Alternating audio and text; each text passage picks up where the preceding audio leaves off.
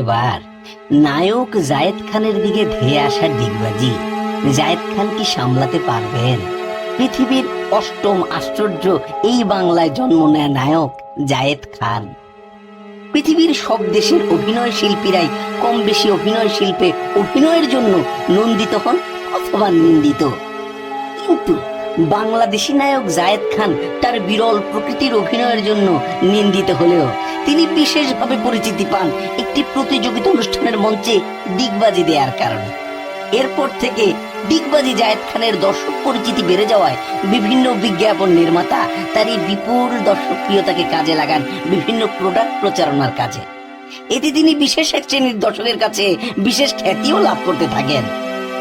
এরপর থেকে পৃথিবীর বিভিন্ন দেশের বিভিন্ন বাঙালি মানহীন সাংস্কৃতিক সংগঠন অনেক মঞ্চ অনুষ্ঠানে অশৈল্পিক নর্তন কীর্তনের মাধ্যমে তাকে প্রায় সার্কাসের প্রাণীতে পরিণত করেন।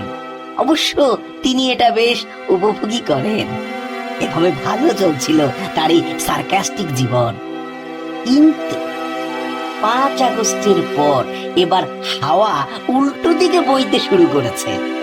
2015 সালের 20 এপ্রিল নির্বাচনী প্রচারে যাওয়ার সময় রাজধানীর ফকিরাপুল মোড়ে বিএনপি চেয়ারপারসন বেগম খালেদা জিয়াকে হত্যার উদ্দেশ্যে তার গাড়িবহরে ব্যাপক হামলা চালানো হয়। জায়েদ খানকে করা হয়েছে সেই মামলার আসামি।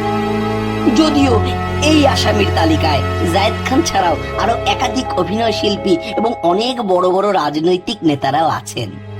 এদিকে 2024 সালের 5 আগস্টে বিগত সরকারের পতনের পর থেকে জায়েদ খান বিদেশে গা ঢাকা দিয়েছিলেন, কিন্তু খালেদা জিয়াকে হত্যা মামলার আসামির তালিকায় নিজের নাম দেখে তিনি তার গোপনীয়তা ভেঙে বেরিয়ে বিস্ময় প্রকাশ করেছেন। এখন প্রশ্ন হচ্ছে, এই চলমান রাজনীতির মঞ্চ থেকে তার দিকে ধেয়ে আসা ডিগবাজিকে কি ডিগবাজি জায়েদ খান সামলাতে পারবেন? আপনি কি মনে করেন?